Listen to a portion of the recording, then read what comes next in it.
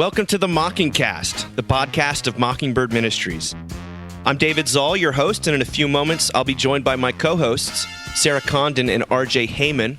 We come to you every other week to discuss a few of the places where we currently see grace and its absence playing out in unexpected and compelling ways. We're glad to have you with us. Praise the Lord. Praise the Lord. God. Well, we've come to December, to our last episode of the calendar year, 2023.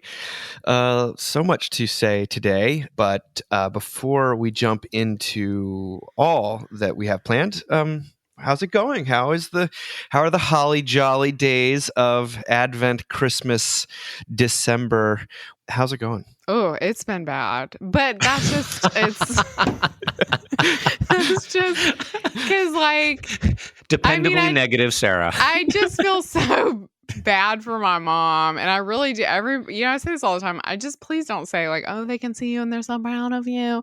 I don't want to hear that. I don't want to hear it because that also means they have to feel horrible for me that they die between Thanksgiving and Christmas. Like, I remember my mom was always like, "Oh, worst time to die, am I right?" You know, and here we are. And it is as bad as she thought it would be. My gosh. And I just kind of kept being like I was talking to my sister-in-law a few weeks ago, and I was like, I'm feeling pretty good. Like, I think we're going to sail through this. Like, and then it just like hit me like a wall on Friday. And then Saturday I sat, like, literally we like decorated the Christmas tree as I'm crying. Like, I'm just like, we're doing it all. You know what I mean? We're doing it all, guys. I think I'm on-ish the other side of that, but really brutal. Like, past few days have been pretty brutal. Gosh. So, I mean, for listeners who are unaware, we just passed the 3rd anniversary of Sarah's parents' sudden and tragic death. Yeah. So, I mean, Gareth, I don't know what to say except for I hope it's rough. I can't believe you're standing. It's hard out there for a pimp. You know what I mean? Okay. Yeah. Well, it's a blue Christmas. It's very Judy Garland, right? Someday soon we all will be together if the fates allow. Yes. Until then, we'll have to muddle through It's so somehow. true. It's not so. The Frank Sinatra version. No hanging stars on highest boughs. Forget that. Oh, is that? That's he so changed funny. it. He's like, it's too negative. It's too Really? negative. But the original Judy Garland is until then we'll have to muddle through somehow, which is the only appropriate version. That's incredible. Yeah. It No, is. that's exactly what It it feels is. like. So Yes. I feel like I'm almost definitely going to cry this episode. It's going to be a miracle if I don't. So just heads up. Yeah. Well, what is speaking of the opposite of whatever depths of suffering that you're experiencing, RJ? What's the latest installment of RJ's The glory story? The glory story. Story. Everything's great. I will say today, I am tired. RJ, you're always tired. I'm bored. I am. Finally, people are like, "How are you doing?" I'm like, "I'm tired." I'm like, "I'm Yeah. always tired." Like, that's just how. I mean, that stage of life where you're raising kids, you're working hard, you're getting up early, you're going to bed late, you're trying to find a little joy in between, and you're tired. We've also been out, I think, 7 of the last 10 nights with some kind of, which has been fun, actually. It has actually been fun. And I've been worried about Marshall, but now he's like, "When are you guys going out again? Yeah. Can you go out tonight too?" Yeah. These babysitters let me do whatever I want. Totally. Yeah. We got home last night at 9:30. He was still up. Oh, Hour and a half past bedtime. What a gift. Let him sleep in this morning. He's in first grade. Whatever. Yeah. So I'm very tired, but I will say, by the grace of God, and I'll talk about this a little more, it is a good tired. It's not an anxious tired. Good. Or like a depressed tired. It actually is like, I'm incredibly grateful. Things just continue to go very well. Our boys are coming home in the next few days. My wife is crying looking at pictures of them, just thinking about them coming home. So yeah, we're in a good spot, and it's good to be with you guys. So there you have it. Yeah. Well, I feel like I'm kind of like split the difference between the two of you. I feel like I'm on autopilot a little bit, with You're the glue, Dave. Well, for You are so the much, like especially Jerry. the way that Mockingbird works. We sort of get through budget season, then fundraising season, then sort of year-end lists. I got the gift guide, which is always my favorite thing to do. That's up on the website, and it's sort of one thing to the next, combined with lots of fun social activities. But I'll take the spiritual, emotional temperature probably this weekend and likely crash. But it's been quite a year. I think any year where you move and you're in it, it just is. Dude, it's the worst. You're just grateful that you got to it, and we're trying to figure out if our new house does it feel like a Christmas house, or like how are we going to do it here, and where is this tree going to go? And those are fun questions to ask, and the kids are enjoying it. I've been putting up lights and all. I think the solar powered Christmas light is a major step forward in human.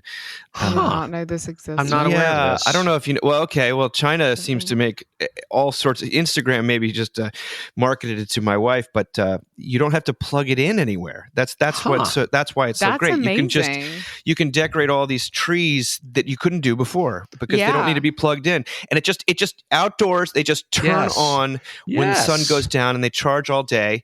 And that makes perfect sense. Okay, well, I thought everyone knew this, and I was the last one to the. Look, we're both bringing a lot of Texas energy to this conversation, Dave. So we're like, what? Eco? Well, I thought we'd start off this episode before we jump into the articles is to give one sort of year-end recommendation or something that we're grateful for, something that we would want to impart from the year. I know, RJ, you've got something. I've got something that I've prepared.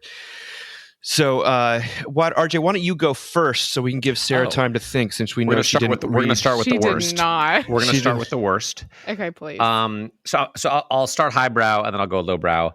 I think, what kind of highbrow? I was thinking the best thing I watched this year, and even though it came out last year, the thing which comes to mind is Everything Everywhere All at Once. And I know you guys have seen that, but I think probably a lot of people still have not seen it. And I have a special connection to that because my son Jackson saw it before me, and he's like, Dad, I watched that movie and then I cried for half an hour afterwards, which immediately I was like, this made my 21-year-old cry. And then my son Spencer sent me this amazing YouTube video about how that movie actually does portray a new vision of masculinity that really is strength expressed as weakness and not strength expressed as strength in sort of any kind of violent way. So I love that movie. I think that was probably the best thing I saw this year. The best book I read was one called How the Mountains Grew, about the geological history of the United States. I thought that was fascinating. And boring. Sorry, exactly, super boring. Yep. Super boring. Oh yeah, exactly. And then the best, I'm going to recommend 2 YouTube channels.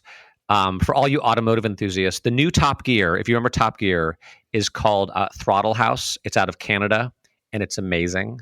Throttle House is amazing, even for people that don't like cars, like Top Gear was. And then my favorite sports YouTube channel is JJ Redick, who did go to Duke, and I hate him, but his show is incredible and deeply insightful and funny, and he gets people to actually share about their real lives, and to see these multi-million-dollar, world-class athletes being vulnerable is really beautiful. So those are my highlights of the year. There you go. I love that. So just edit that all out. No, that's great. Sarah, you ready? You ready to go? I'm all right. ready. What do you got? Okay, so I have offered tips on things like snail cream for your face on here. So we're going to start with the beauty product. Okay. Yes. Here we go. It's called Frownies. Okay. And it's these stickers, ladies. I mean, because you guys can just you just get handsomer in your 50s or something. But for those of us that are starting to get lines on our faces, there are these stickers, and you spray them with some stuff, and you stick them on your forehead, and then you can't move the muscles, not unlike Botox on your forehead, and the lines get a lot less. And I just am not ready for Botox yet, and it sounds expensive, and I have to maintain it. And I feel like women never just say to other women, hey, this is a thing that is going to help with all the lines on your face. I mean, I'm not making money off this. If I were making money off of it, I guess people do that professionally. But anyway, Frownies. Highly recommend. 12 out of 10. Okay? Brownies and frownies. That's what we used to do for highs and lows at camp. Pee-wee Herman brushing his teeth, if you remember. Oh my God. Okay. But yeah, continue. So I read Lincoln in the Bardo this year. That was my favorite book I read. It's incredible if you haven't. It's Saunders. yeah, I mean, it's just this like fascinating. It's so reminds me of C.S. Lewis's The Great Divorce, and that people sort of choose the hell that they're in. But also it is about this very real historic thing where when Todd Lincoln died, Abraham Lincoln would visit his grave and take his body out and hold him at night. In the weeks after his son Todd died. And it's just a beautiful, beautiful, beautiful book. I cannot recommend it enough. I loved it so much. Lincoln and the Bardo. Wow.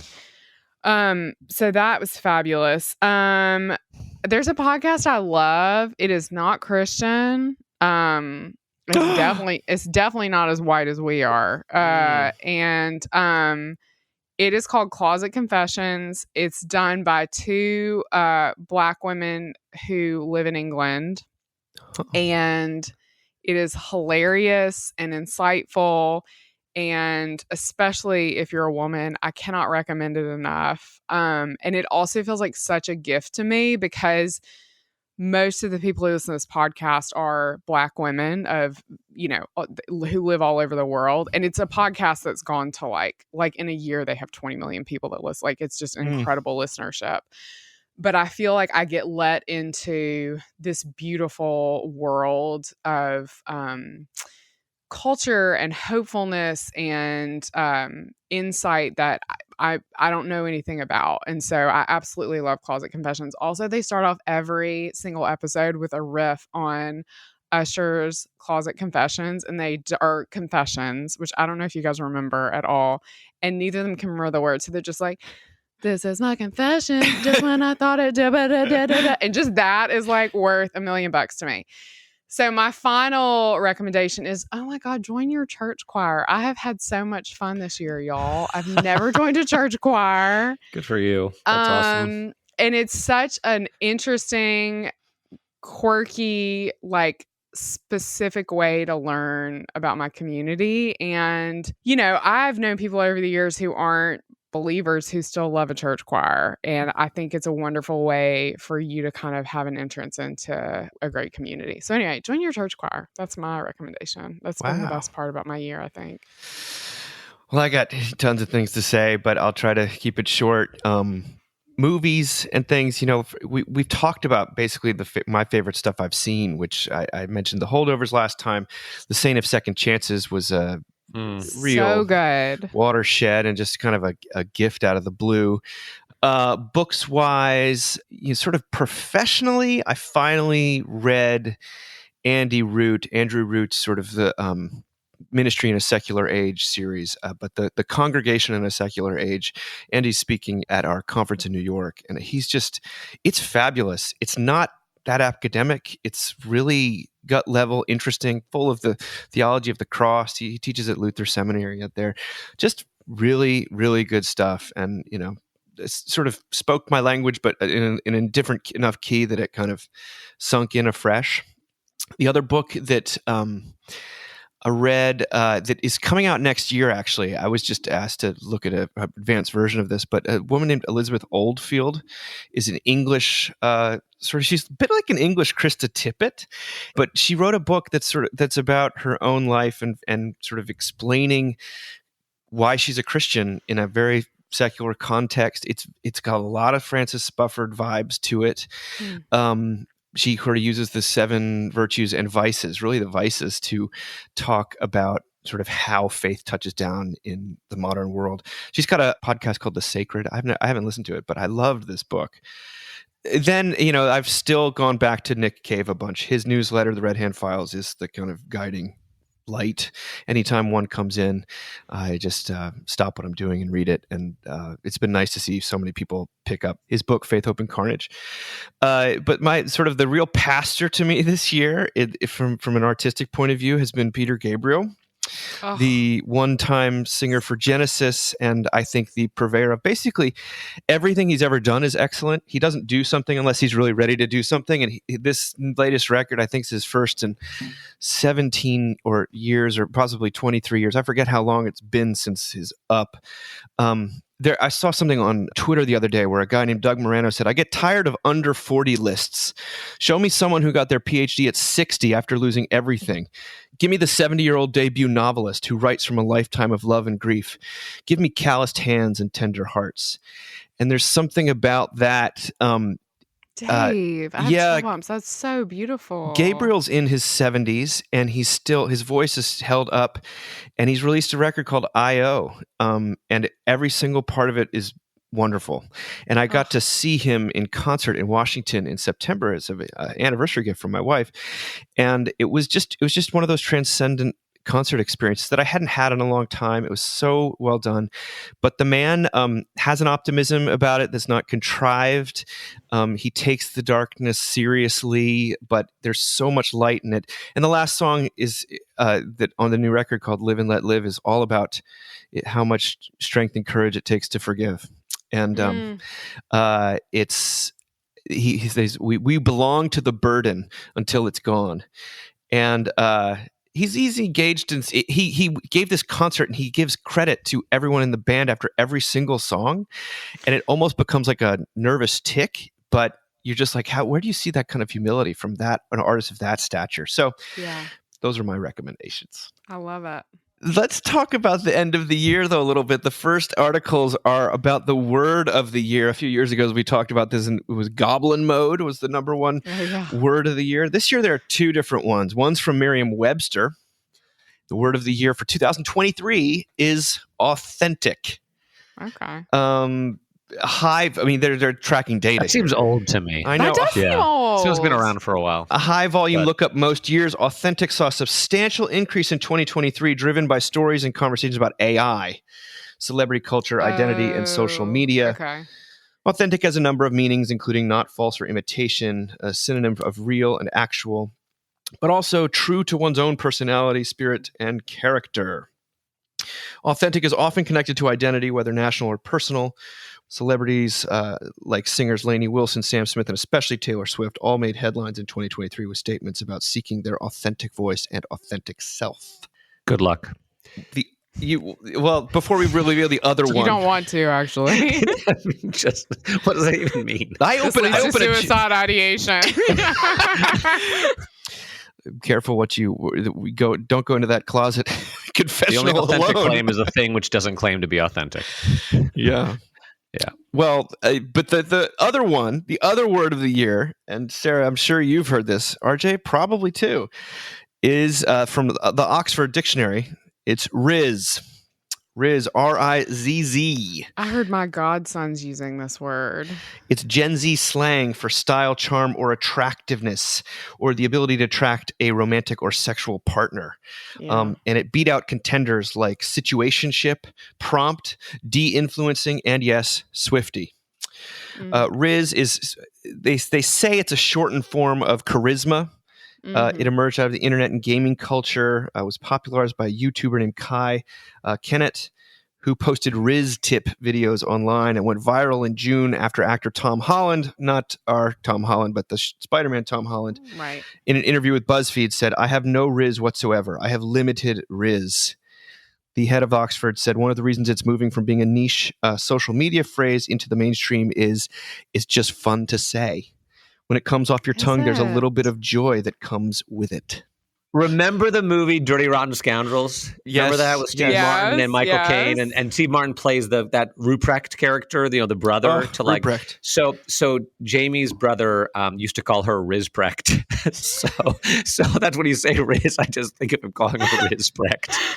Well, the other day my 13-year-old told me I had no Rizz, and I thought to myself, I don't know what that is. So I had to figure out. I knew it was an insult. There's definitely no question that you wanted Rizz. You didn't have it as a dad. What was the context of that? Like, why? What is it? Like, what was the context of saying that to you? He just sees his dad. His dad's like, "Good morning." He's like, "You have no Riz." You have no Riz. Yeah. I mean, going to a party. This is a kid who you wake up, say good morning. He says, "What's wrong with you?" You're like, "Oh my gosh!" I'll just walk away slowly.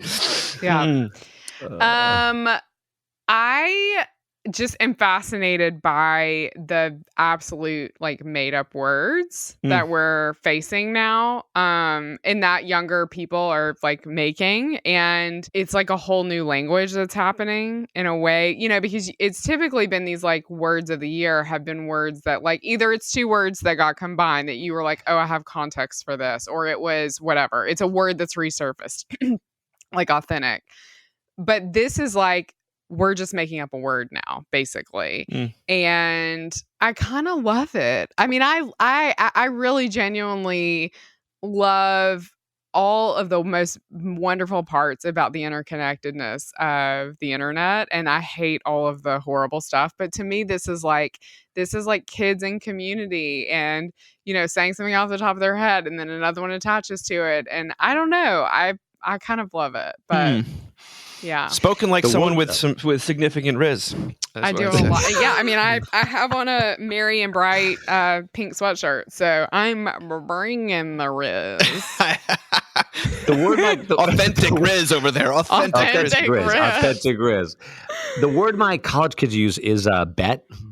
Did yeah. I mean, that's been around for a little do they bit. say on God? Never heard that. Oh yeah. So On if you God. like really mean something, you're like on God, you know, like, and I'm like, are y'all getting religious up in here? They're not, but like, it's like that's I swear on God. Is that what it is? Like, yeah, I swear, you say on God. on Yeah. God, on God. Yeah. It's like on my mother's grave or something like that. You're saying on God. Yes. I just love language so much. Like, it is really cool. I'm always fascinated by like where words from and how they're connected. And so I just think it's really cool that these kids do this now. English is uniquely cool too because we don't have the thing they have in like France and Germany where they've got some governing board that decides like what the words are going to be. You know what I mean? We're just like English is a total free for all, which I love. It's very, very interesting. This past week, there was actually a long article in the New York Times about how 60% of the French speakers in the world are now in Africa. And they're revolutionizing the way that as you can imagine, through the rap and hip hop and stuff like that, they're revolutionizing the way French is. It's kind of bringing a whole new dimension to that. They say that, you know, a lot of times when we shorten words, we shorten the beginning, like app or rhino, or we do the end like hood or bot. So it's very rare that you take if it really does come from charisma, and the guy who coined it says it doesn't. So maybe I doubt it does. It doesn't matter what he says. Fridge is or flu. Those are ones from the middle. I took a sociolinguistics class in college, and I know all about this stuff. Yeah. Okay, yeah. Watch out. I feel like this is the dorkiest podcast we've ever done so far. Mainly me, but we're really getting in the weeds here. Authentic. I think we can all agree that's a moving target and a dangerous one that creates a whole lot of anxiety. I don't think it's not as fun for sure. No. And that's why I like the Riz. Feels like in a world of so much, you know, anxiety about authenticity. Let's just talk about Riz. I mean, it's Riz. That's nice. Absolutely. We need something good. All right. Well, we're going to move on then to something that's very current as well. This comes from the Mockingbird site, and it was written by Jordan Griesbeck, who is a wonderful writer who I've been trying to court for years to write for us and to speak for us, and now he's going to speak in New York. But he wrote this. I think this will hit home. He wrote, "Thou shalt have a thing. Sloan is our smart one. Jack is our athlete. Peter is our musical one. He plays violin, guitar, and piano. There is an unrelenting pressure felt by every parent today, the pressure to find your child's capital T thing. That thing could be baseball, ballet, horseback riding, hockey, table tennis, good grades, trumpet, trombone, tuba, debate team, chess club. It doesn't matter. There are as many capital T things as there are things. What matters is your child having some identity marker which separates them and you from the pack, which they and you can display to the world, which grants them and you a reason for living." He says, "I lived in Austin for 6 years, and during that time I would go on runs around the lake, which flows through downtown, passing a mural painted by a local artist, which reads, 'Live a great story.' I trust the artist had the best of intentions, and his words made a certain entrepreneurial CrossFit type inspired to run harder and live better. But I always felt a sense of despair."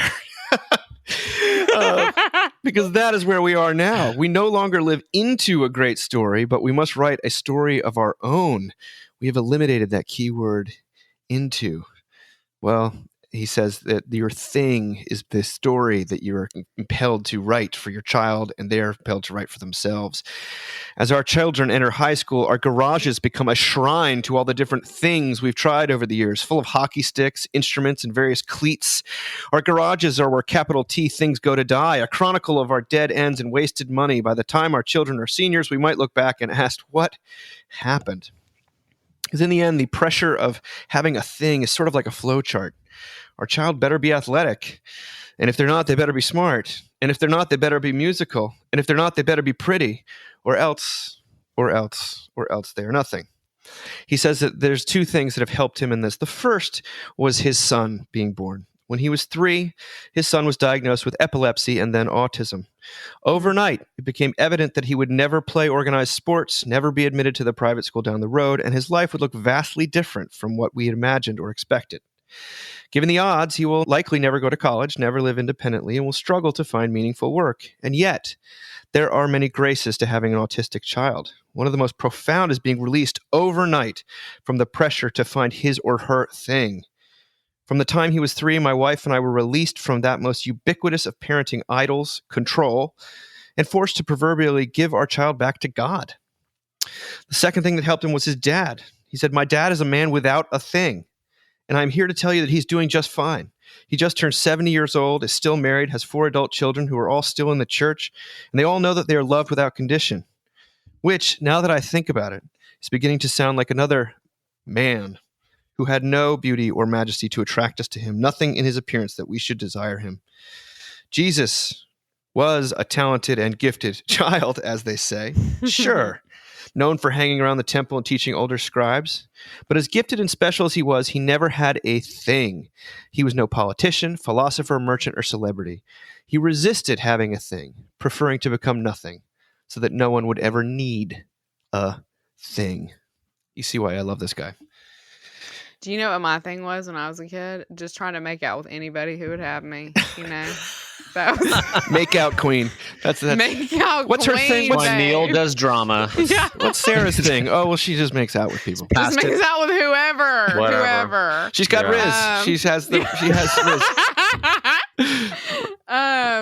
Yeah, it's weird because we've kind of managed to hold this off by virtue of like where we went to school and just whatever. And now we're in the thing era, right, of middle school, which is like he does this and he does that and he does this. And they become, I mean, the beautiful thing about those is they give a child an identity, a purpose, which I think is like a really wonderful thing. And I think about children who grow up in tougher neighborhoods in predominantly communities of color and how important it is to their parents that those kids have a thing, right? Because it keeps them safe. And so I don't think there's anything wrong with having a thing. The problem is, and this is totally from that book Never Enough that's just come out about raising children in a high performing, academic kind of settings, is, if their meaning comes directly from the thing, right? Instead of their meaning coming from home. She talks about the word she always uses, mattering. Do they matter at home? Right. Independent of this quote unquote thing. Yes, of this thing. And so it's a delicate dance. I mean, as a parent, for sure. And we're already seeing that of, wanting them to feel a community primarily, honestly, in these activities with other kids without them feeling like they have to be the best. I mean, we used to talk about a lot on this podcast, that idea of like kids don't want to do things and we don't want to do things as adults if we're not the best at it. Oh my gosh. Right. And so it's like pulling some of that apart. Like, I also just want to say, like, I've noticed, especially around men y'all's age, this feeling you seem to get to this age, and I'm feeling a little bit of this. I think I feel less of it because I've been through something traumatic, but where you kind of look around and you're like, well, I guess this is what we're doing. You know what I mean? Like, and does my life have meaning? And am I doing enough? And what is my story?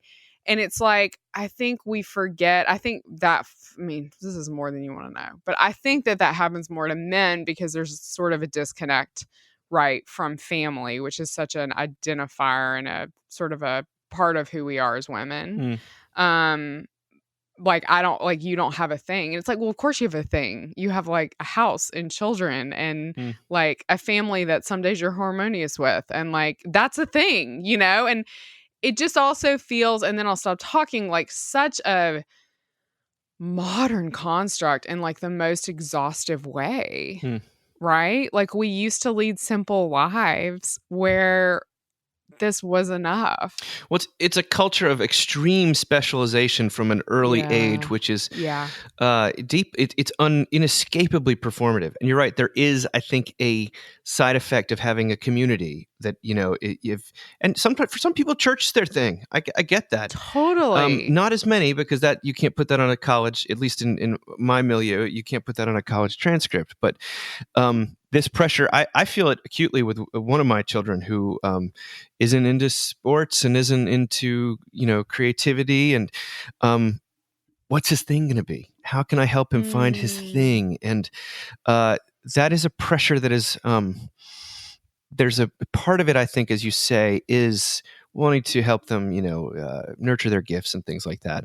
And there's a lot of that. But if I'm being totally honest, it's like me needing to know exactly who he's going to be and what I need to do, and to put him in a box and I kind of no longer think about it, to figure this thing out, to figure this human being out. And I know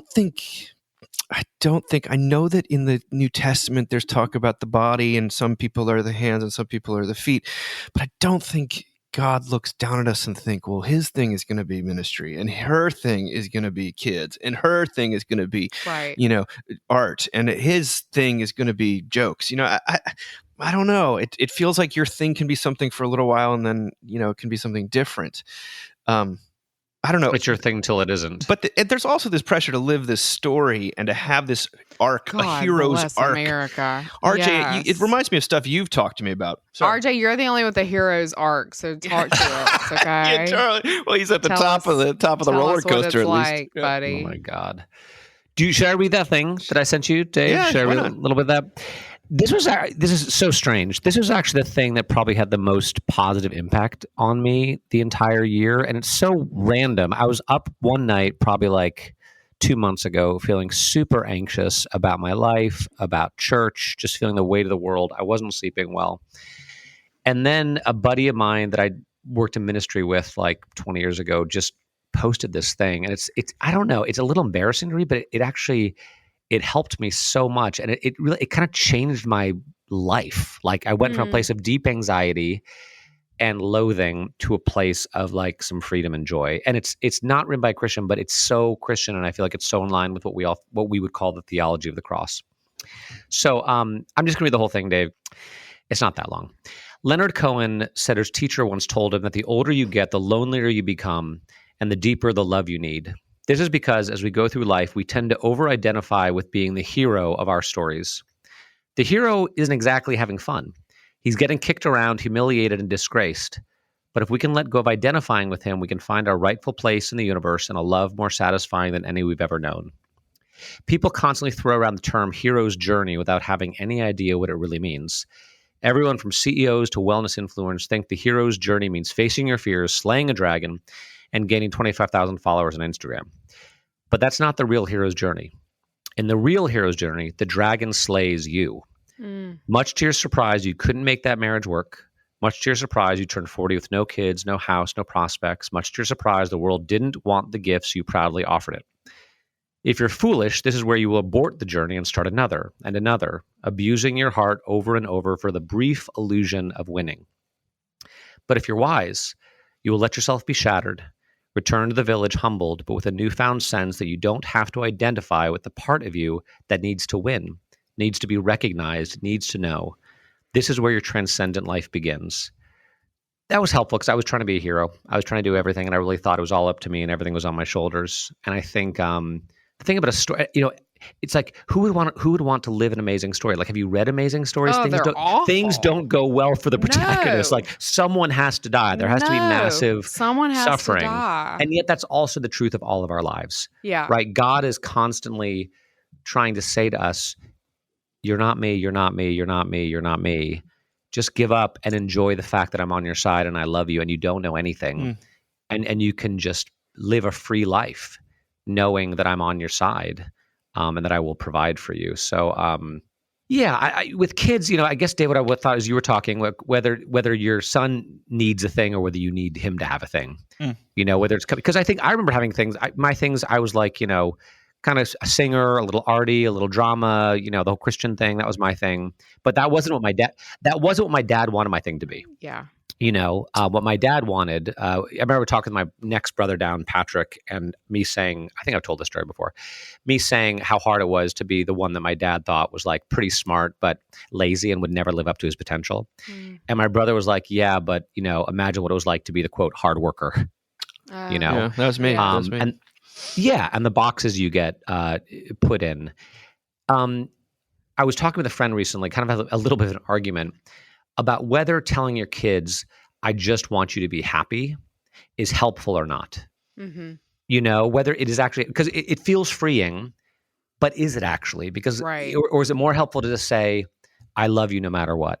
I'm here no matter what. Because what they often hear is I don't want you to be sad. I don't want you to be angry. I don't want you to be any of these other things. And that becomes its own form of. And that's another story, oppression. Right? If you need your child's story to be that they're always happy and fulfilled, good luck with that, because that's not how life is. But I want my kids to have their thing, but I want it to be their thing, to be the thing they choose and they want, and to try to be as detached and non-anxious about it as I can possibly be, and let them discover that for themselves. It's very difficult for so hard. The thing not to be a euphemism for that which you use to justify your existence. Yes. And certainly the gospel, as a parent or a child or whatever it is, addresses that head on and being like, sort of, give it up. And I think at some level we have to make peace with the disappointment of being parents. I think there's a lot to learn from that, because they're not going to do what we want them to do unless we make them. And if we make them, then I always say to my kids, like, now, even when they have a hard day, I'm like, yeah, but at the end of this day, like, trying to convince them to go to school in the morning sometimes is really tough. And it's like, yeah, but at the end of the day, you're going to come home here to this soft place and we really love you. And I think that does make so much more sense to me, RJ, than being like, we just want you to be happy. It's like, girl, he's in 7th grade. He's not going to be happy. Okay? Like, from the get, he's not going to be happy. So, or he's about to graduate from college, which is the most anxious time of your life. Like, oh my God, what am I going to do for the rest of my life? Is he going to get a job? Is he going to like the job? Yeah. Like, if by some miracle you actually find happiness in your life for brief fleeting moments, like, praise God, because it's fleeting. Yeah. Well, this is kind of that disappointment of being a parent leads right into the next article, which is something you sent me, Sarah. I saw it other places too, called How Millennials Learn to Dread Motherhood by Rachel Cohen in Vox. It's very long. It's got some great stuff in it. It's also, a journey, shall we say. But she says this is like how to explain why, in survey after survey, it is women with the most financial resources, the highest levels of education, who report the most stress and unhappiness with motherhood. We often hear that the U.S. is the least family-friendly country in the industrial world, but the women who seem most dissatisfied with motherhood are the ones in jobs that do have maternity leave, paid sick days, and remote work flexibility. They're most likely to have decent health insurance and the least likely to be raising a child on their own. This is a 20-something-year-old woman saying, for the last decade, women my age have absorbed cultural messaging that motherhood is thankless and depleting, straining careers, health, and friendships, and destroying sex lives. Today, it's genuinely difficult to find mainstream portrayals of moms who are not stressed to the brink, depressed, isolated, or increasingly resentful. She sort of talks about Fleischman is in trouble and other shows like that. Should we stumble across moms on Instagram, Facebook, or TikTok who do seem to be enjoying the experience of child rearing, we're taught to be very, very suspicious. We assume they're ridiculously wealthy or that they're peddling something, pitching us.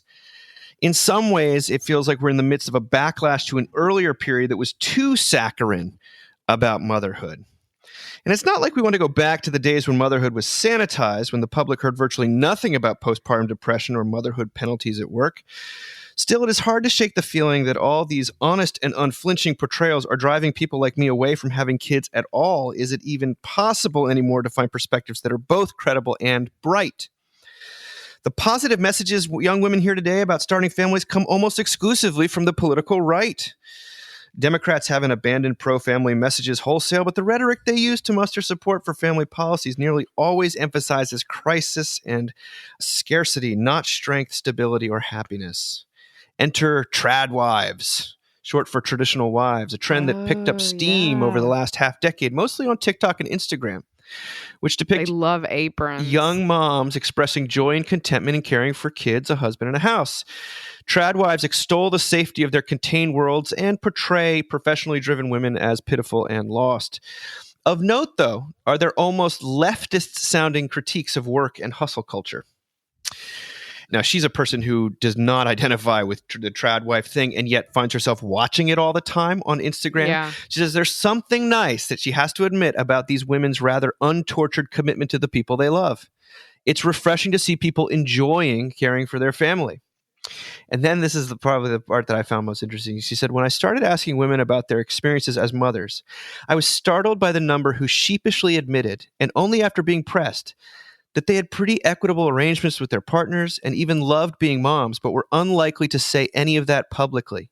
Doing so could seem insensitive to those whose experiences were not as positive or to those in more frustrating relationships. Some also worried that betraying too much enthusiasm for child-rearing could ossify essentialist tropes or detract from larger feminist goals. She quotes one Gen X lady who says, "My entire friend group, we all raised great kids, but we're not writing about that because we don't want to be insufferable. If we say anything about it, people hate you. And I understand that. There are cultural taboos against talking too much about it and huge penalties for women bragging about anything." And then her sort of conclusion is that amid efforts to reject untenable parenting expectations, we should resist pressure to reject the vital work that is nurturing other people. It is an honor to care for one's family and community, writer Angela Garbs declared in her book Essential Labor. We can recognize that for millions of women, raising children has been a central source of identity and meaning, and we can name this without fear that it will somehow unravel decades of feminist progress or that it will risk empowering trad wives for saying what countless people experience as wonderful and true. And now, Sarah, one of the things she does surface in this article is that a lot of the cultural pockets where motherhood is seen as much more positive are among women of color. And it is and women with a lot less resources. And the people that by and large, there is a sort of a social class and racial dimension to this. The women that by and large are portraying parenting as so awful, especially mothering as so, distasteful or just stressful, tend to be upwardly mobile, status conscious, college educated white ladies. I think this is so related to the last thing we talked about, though. I mean, I think it is about that, that you're not just getting to parent, you're also, not that mothers of color don't worry about their children's futures, they definitely do, but you're strategizing their whole childhoods, I mean, we know people socially who are like, our kid plays this sport because very few people in this area play this sport, which means our kid has a better chance of going to whatever college, which I'll be honest with you. I mean, Dave, you're nodding your head. I'd never heard somebody say that before. I hear it all the time. Yeah. Since then, I mean, like Neil switched from the trumpet to the, oh God, I can't remember, some other instrument. The French horn? No. Trombone? The tuba. Please say trombone. No, that's by far the funniest. Starts with a B. I can't remember. Anyway, right. I can't remember. It probably starts with something else. Anyway, I saw him play it last night. I can't remember. But like people were immediately like, "Oh, that instrument is much more desirable because not many people play it, and he'll probably get a scholarship." And I mean, you can tell how invested I am because I can't remember the instrument's name, but a cornet. Dave's just gonna list off the whole band over here. It'll come to me. That sounds horrible to live that way all the time. Sounds horrible. Of course you hate motherhood. Of course it's awful. Like, you're having to optimize your kid every day, and it's a kid. Do you know how horrible they are? Like, no, like they're mean. I got a new Christmas tree because my old one made me sad, and my kids do not care that my parents died. They're like, that's an ugly Christmas tree. Our grandparents died. Like they don't care. I mean, kids are horrible to you. And then you've got to like strategize for some sort of unachievable standard. That sounds like actual hell to me. Like it's making ourselves miserable for children that I think are also in turn pretty miserable. RJ, what do you think about this? I agree a lot with you, Sarah, that yes, seeing your kids as an ends to a means, or justifying your existence, or you're living vicariously through them, or they've got to meet this impossible standard. That's a recipe for misery. I did have two other thoughts. Like when we were living in New York and we had two little kids and we were living in a small apartment and I was working a lot and it was hard, And I remember Jane being frustrated because she would try to, sometimes talk with some of the older moms whose kids were a little bit, older than ours. And a lot of the response she got was like, what are you talking about? It wasn't that bad.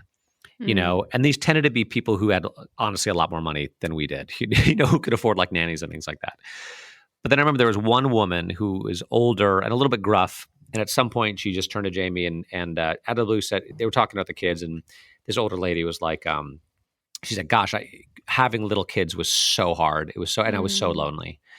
And Jamie was like, thank God. Like, thank God, like someone's not telling me I'm insane. So I think that's a real thing, to weep with those who weep and to rejoice with those who rejoice. And you know what I mean? Like everyone's got their own story and there are good moments and bad moments, and I love my kids. I look back very fondly on raising them and currently raising them. And it's hard. It's all the things together.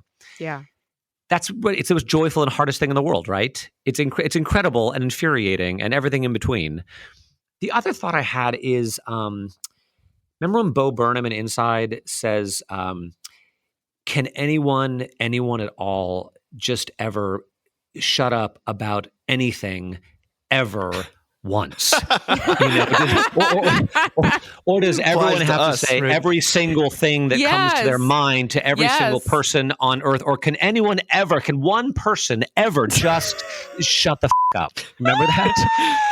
And I think there's something to that. Like, why is it that every part of our life has to be so performative? Yeah. Like, not everyone needs to know everything about everything that we do. And not everything is for public consumption. Like, why? I don't come on. Yeah. Like these things, I think, I know, whatever, the internet, social media, I get it. People are lonely. These poor moms are sitting at home. And of course, they're going to post their trad wife stuff. Like, what else? They got to monetize it somehow. Right. But like, isn't this stuff meant to be worked out in the context of interpersonal relationships, and not projecting some image to the because we've talked about, girl, wash your face, girl, it's true. Man. If it's too good to be true, it probably is too good to be true. Oh, gosh. Yes. I read about how that story has sort of gone unfolded recently. It's gotten even worse. It's so sad.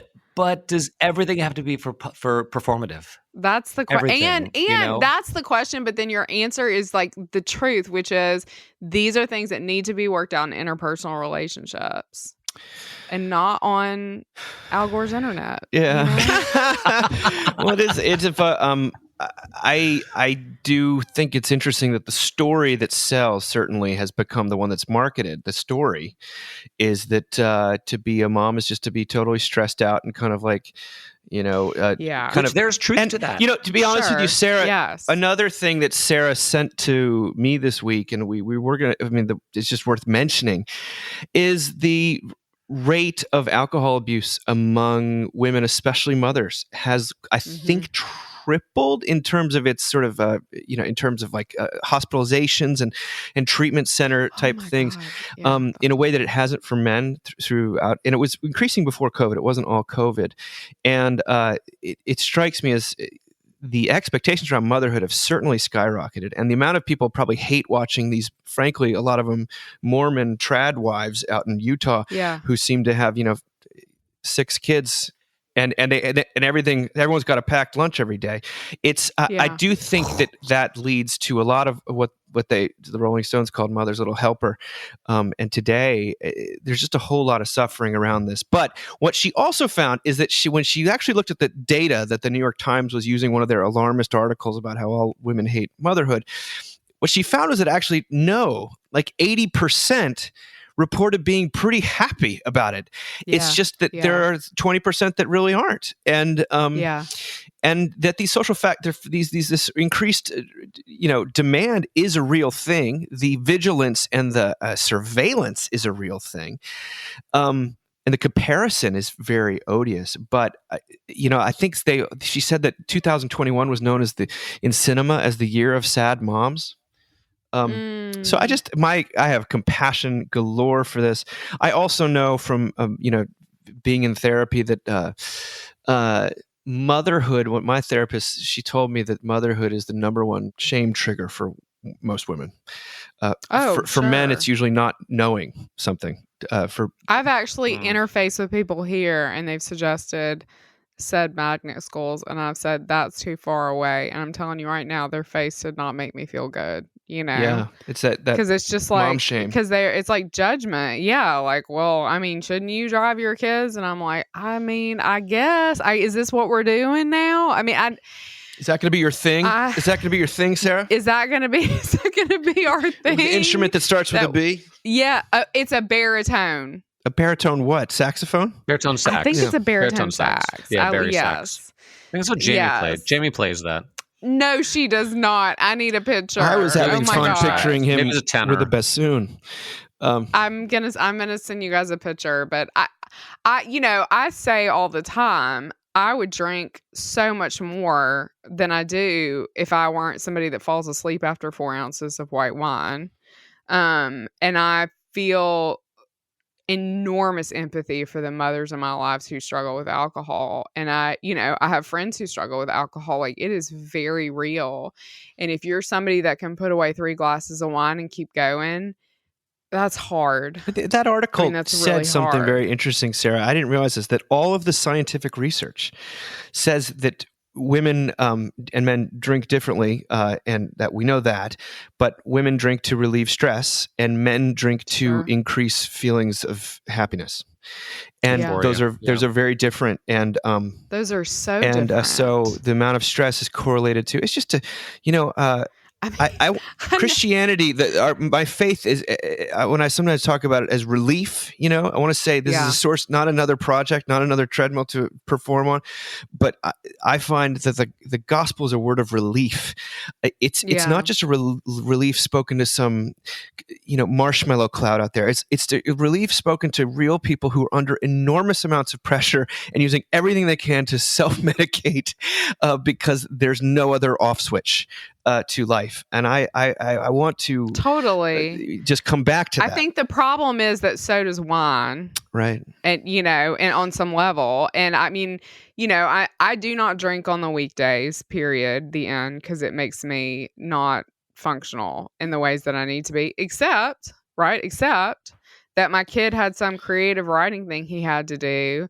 And wouldn't he sat down at the table and he's like, I need to know details about how my grandparents died. And Josh Condon was like, do you want a glass of wine?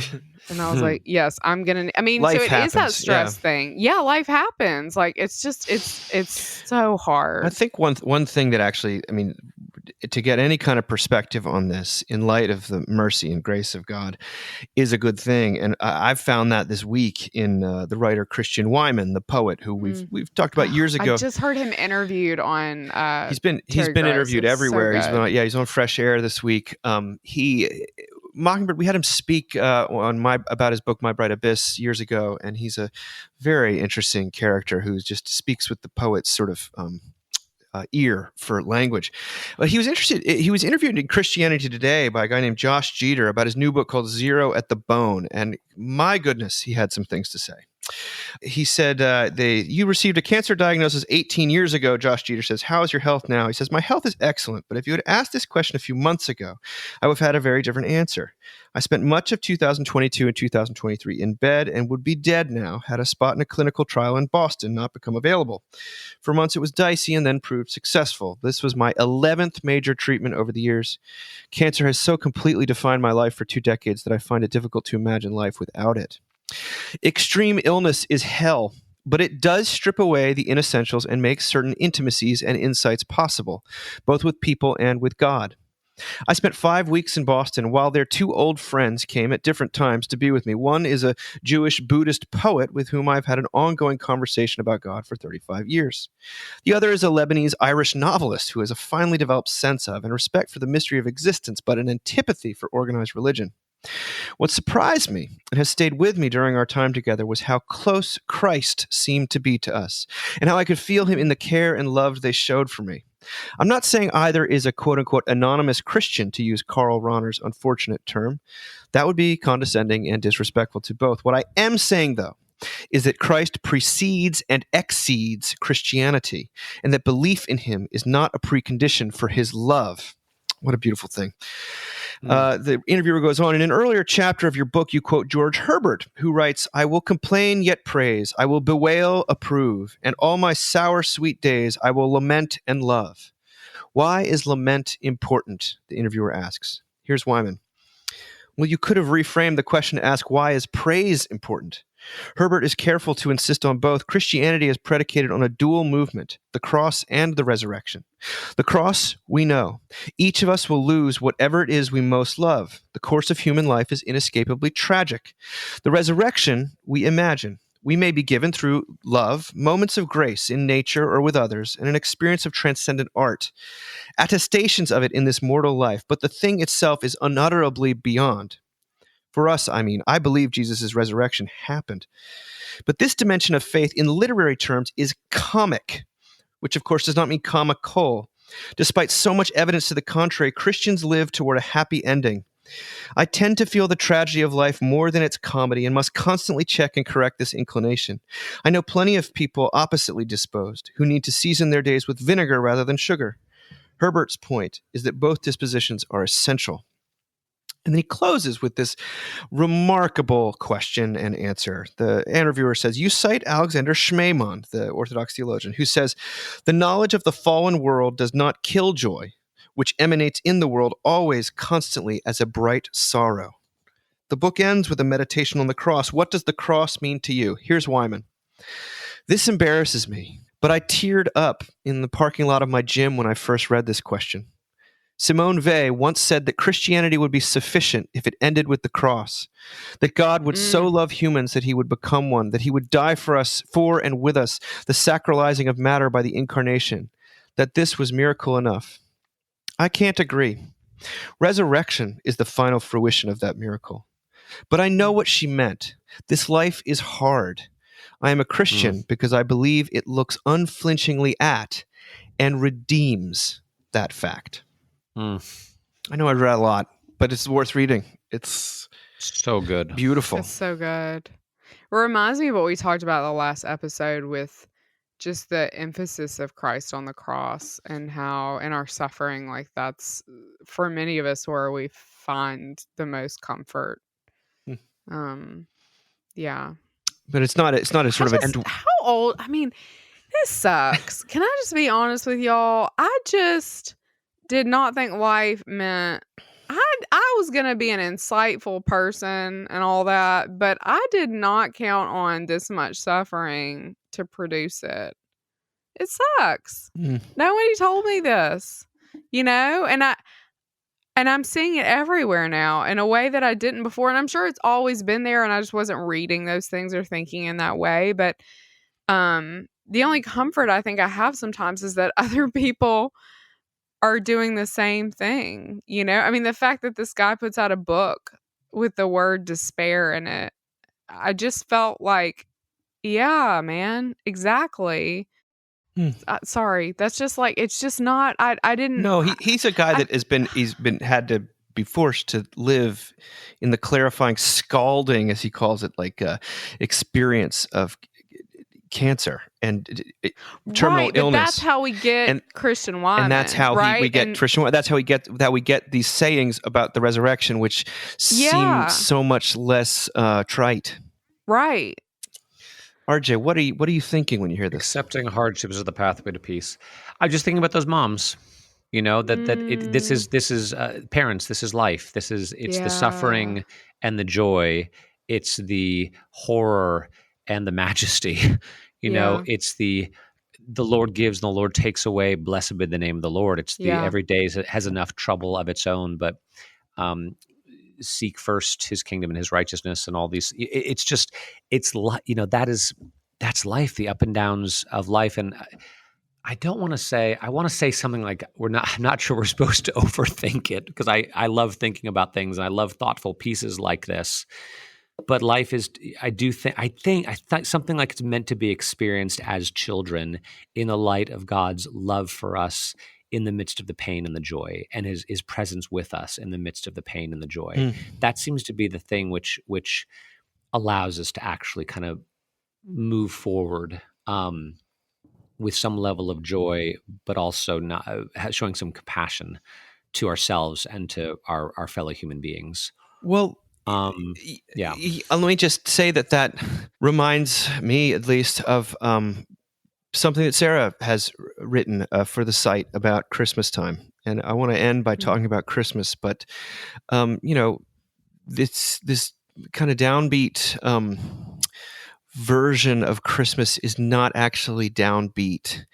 And that's Sarah wrote a piece that's a beautiful piece called "Put the Sad Back in Christmas," which is a little bit, which clearly is in response to the kind of happy clappy, have joy now kind of vibe that we get.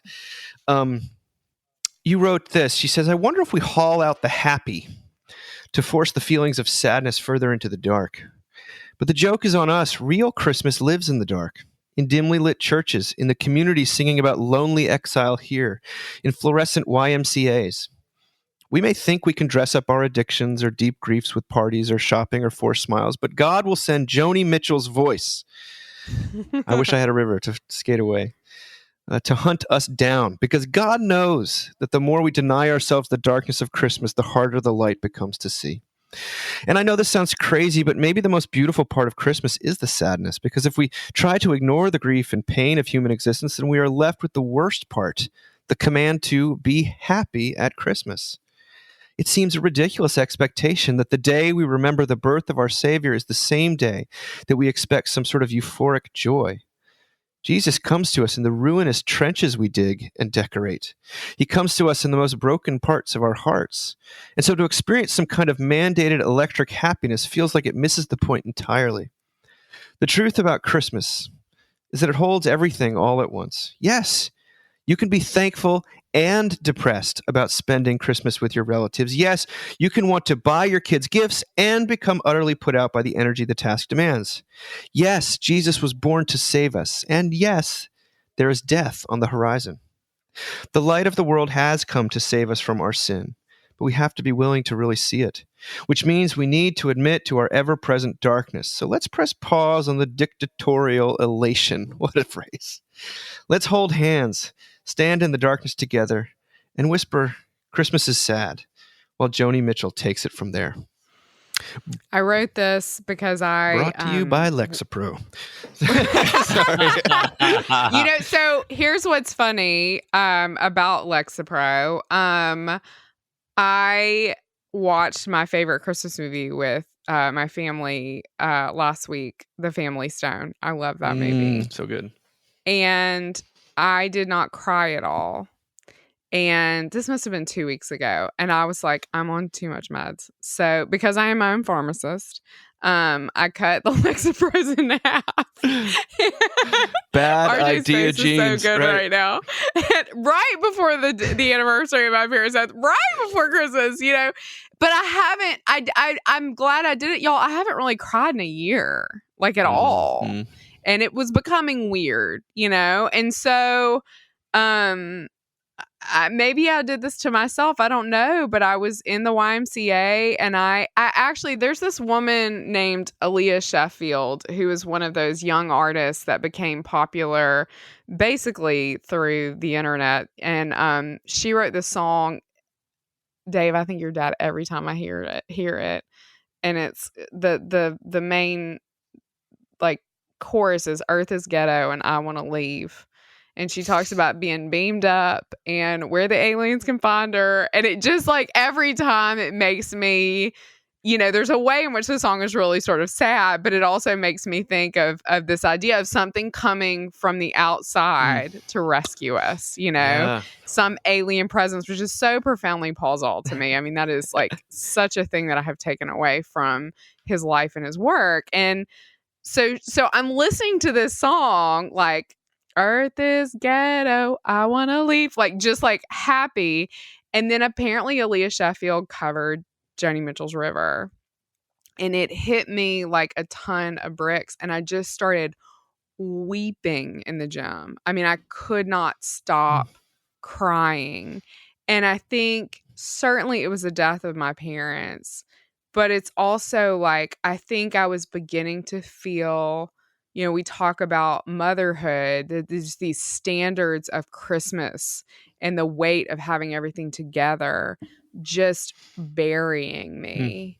And, and I just sobbed. And I do say this in the piece, but I kind of wish I just would have stood there for longer, because our YMCA is elderly people and college students, and nobody's lonelier than them. And I just thought somebody in here is having a sad Christmas. And the other thing I want to just say about this idea is, yes, I know churches have blue Christmas services. You're not going to catch my ass at one. Okay.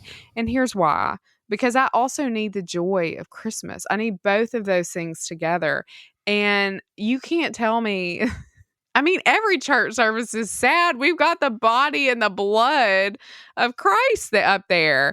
I mean, there is something sad and heartbreaking every time we walk into church, and particularly on Christmas Eve. And and I know that I need that.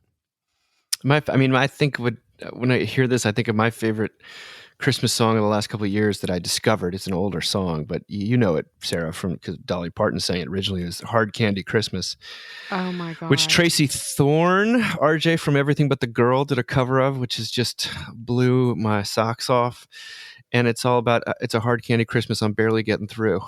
And then the movie that probably my favorite Christmas movie of recent years outside of The Holdovers is 12-Bit Christmas, which wallops you with an emotional punch at the end that'll leave you flat. And it's just, I think Dickens said, it's the time of year when all remedial sorrow is sort of at hand.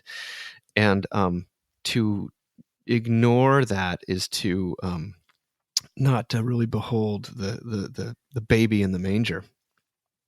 Yeah, and I love that you mentioned Dickens, because I keep thinking about for me the kind of, I recoil a little bit at Scrooge and that example of him, because I don't think most of us are Scrooge. I think most of us live in the medium space. You know what I mean? Tiny Tim. And yeah.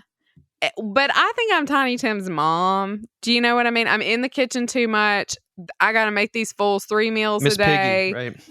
My husband's right, Miss Piggy. My husband's always at work, like I think there is, I love that this is also Dickens, because I had a little beef with him before I read this beautiful thing that he's right.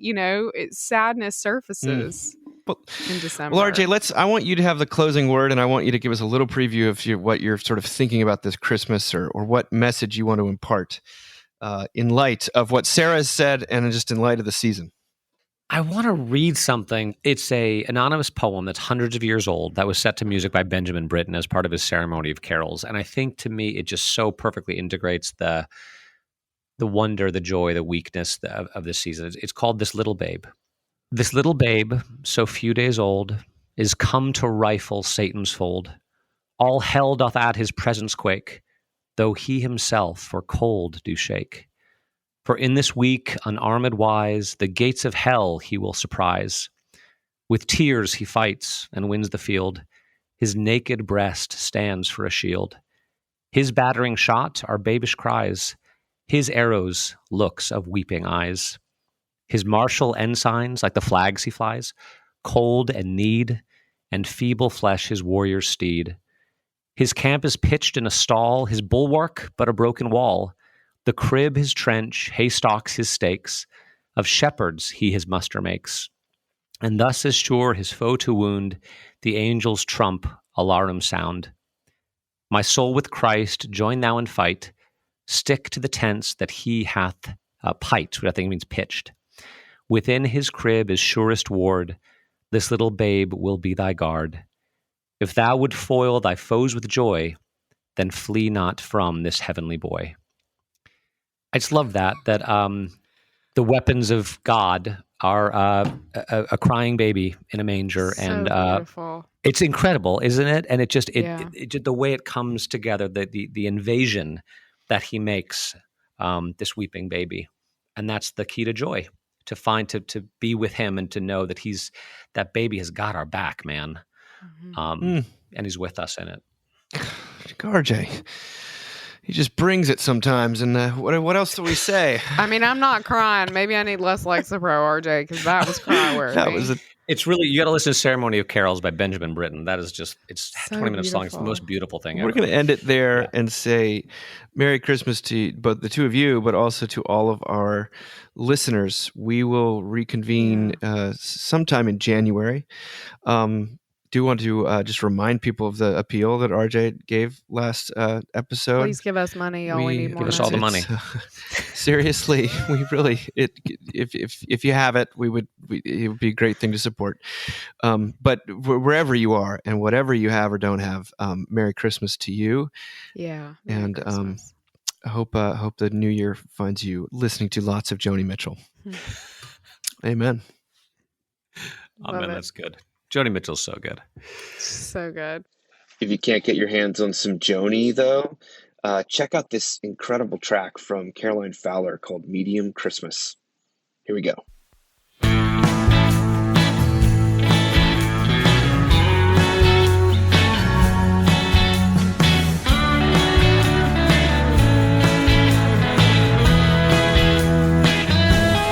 Christmas time is here again. Time to be with family and friends. Time for gifts and parties too. There's just so much to do. Peace on earth feels way too far when you're sending out your Christmas cards. We need a dash of TDM, so I'm wishing you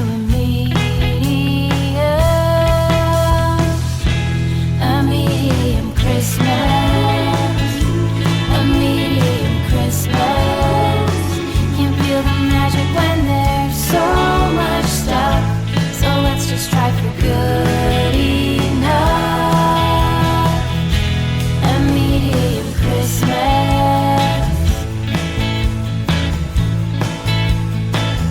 Can't forget the Advent calendars or the golden frankincense and myrrh. What about the carols and the choirs? Oh my gosh, I'm really tired.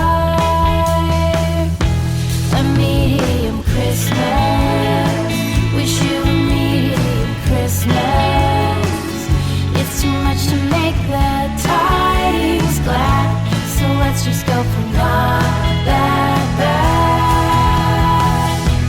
A medium Christmas.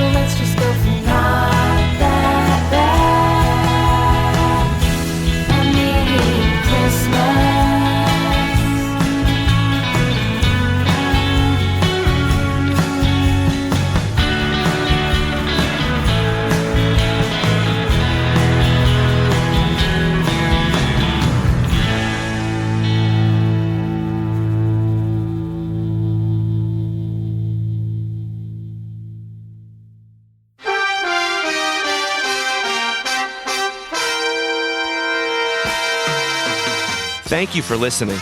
Remember, you can find us on the web at www.mbird.com. And we'd always love to hear from you at info@mbird.com.